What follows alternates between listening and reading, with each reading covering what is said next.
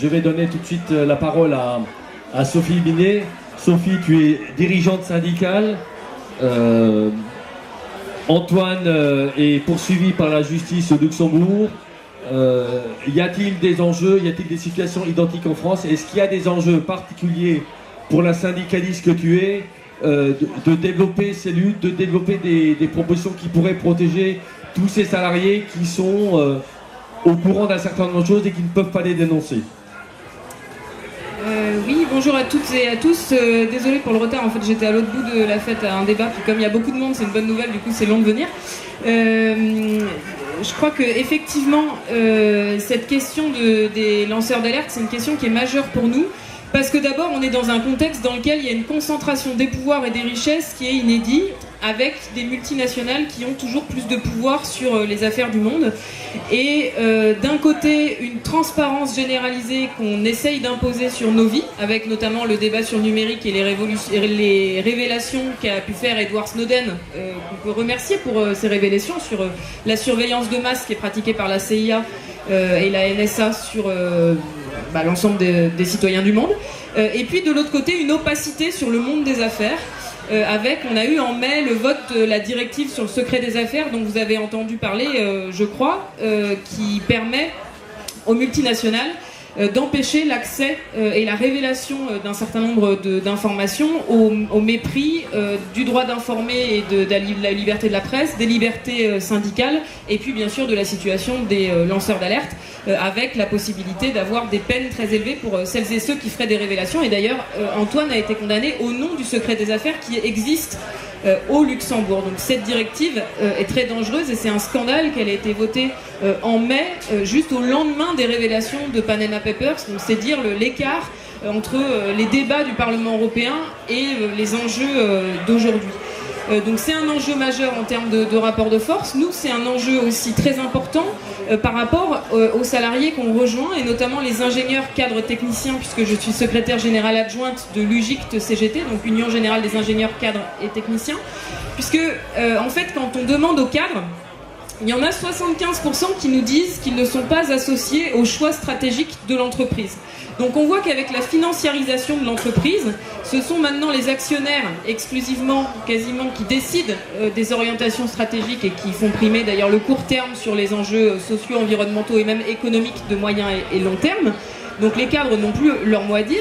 Et ensuite, quand on leur demande, ils sont 55% à nous dire que régulièrement, les choix ou pratiques de leur entreprise ou administration, parce qu'on pose aussi la question aux fonctionnaires, entrent en contradiction avec leur éthique professionnelle. Donc Antoine Deltour a un courage formidable, et c'est pour ça que d'ailleurs que l'UGICT fait partie de son comité de soutien et s'est engagé à ses côtés. Mais son cas est emblématique d'un vécu qui potentiellement peut être majoritaire, parce qu'il y a une majorité de cadres qui se disent dans cette même situation. Sauf qu'aujourd'hui, l'alternative dans laquelle sont les salariés, c'est se soumettre ou se démettre. Soit je ferme ma bouche et je ne dis rien par rapport aux révélations, aux actes qu'on m'impose, etc. et je sauve mon boulot, ma carrière, etc. Soit si j'ai le courage de m'exprimer et de faire primer mon éthique professionnelle, la loi, mes convictions sur ce qu'on me demande de faire, et bien derrière, c'est ma carrière, ma vie, mon emploi qui est sacrifié avec des conséquences extrêmement graves et lourdes. Et qu'on peut mesurer à travers le cas d'Antoine, mais il y a d'autres lanceurs et lanceuses d'alerte qui pourront témoigner. Donc on se bat, une des revendications très fortes de l'UGICT, c'est de gagner un droit de refus d'alerte et d'alternative qui permettent que la responsabilité professionnelle, elle ait un vrai contenu. Parce qu'aujourd'hui, quand on est cadre, on est responsable, on peut même finir devant les tribunaux pour un certain nombre de choses, mais par contre, on n'a pas la possibilité de faire autrement. Cette question des lanceurs et des lanceuses d'alerte avec un cadre collectif. On a un exemple au printemps. Le printemps Haussmann à Paris, vous connaissez peut-être. Donc le printemps Haussmann a été financiarisé, il a été revendu à des fonds financiers, puis racheté par le Qatar en 2007. Bon, aucune liaison avec Sarkozy et bien sûr, et les enjeux diplomatiques, pas du tout. Et donc, dans le cadre de ce rachat, bien sûr, le syndicat UGICT du printemps s'inquiétait de la situation sociale des salariés.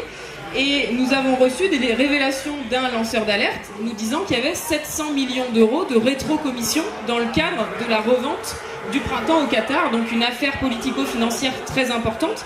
L'affaire est en cours, nous avons déposé plainte avec les documents du lanceur d'alerte. Mais cet exemple, il est intéressant parce que, étant donné que c'est les syndicats avec Mediapart qui ont porté l'affaire, le lanceur d'alerte a pu rester anonyme, se protéger, et aujourd'hui il est toujours salarié du printemps. Et donc personne ne connaît son identité. Donc je pense que c'est ce genre de piste qu'il faut travailler. Et enfin, dernière chose, je pense vraiment, le cas d'Antoine, il faut qu'on en fasse un cas exemplaire et il faut qu'on construise une mobilisation collective et massive autour de sa situation. Il a été jugé en première instance au mois de mai, il y a eu une petite mobilisation organisée avec son comité de soutien, avec plein de difficultés, parce qu'en plus on avait la mobilisation de la loi travail. Antoine est très limité dans sa liberté d'expression avec une pression très importante des juges, ce qui complique les choses. Mais là, c'est pas possible que ça reste aussi limité. Il faut qu'on soit beaucoup plus nombreux autour de lui. Il y a une pétition qui circule, il faut organiser des actions, des journées d'information, etc. Et à partir de son cas, bien sûr, faire reculer la justice luxembourgeoise, gagner une directive qui protège les lanceurs d'alerte à l'échelle européenne et à l'échelon national. Et puis enfin, nous en France, ces révélations, elles nous ont été utiles, et il y a une hypocrisie d'ailleurs énorme, parce que je pense qu'Antoine vous a expliqué la commission taxe au niveau européen. Nous avons des syndicats en France, notamment le syndicat McDo et le syndicat CGT à Wolters-Kluwer, qui ont porté plainte contre leurs entreprises pour fraude et optimisation fiscale à partir de données de ce type. Et donc les dossiers sont en cours. On a réussi d'ailleurs à faire condamner Wolters-Kluwer France pour optimisation fiscale. Wolters-Kluwer, pour la petite histoire, c'est drôle, c'est l'entreprise qui a racheté Dalloz et Liaison Sociale, donc ceux qui écrivent le droit du travail, qui sont spécialisés. Et d'ailleurs, Wolters-Kluwer, en fait, c'est une entreprise spécialisée dans l'optimisation fiscale, basée dans l'état du Delaware aux États-Unis, qui est la boîte aux lettres, le Luxembourg américain. Bref, donc c'est très important de se dire que ces révélations n'ont pas servi à rien, elles nous servent ensuite collectivement, elles sont très importantes pour faire progresser le débat contre la fraude et l'optimisation fiscale et se réapproprier ces richesses massives qui échappent aujourd'hui aux États et aux citoyens.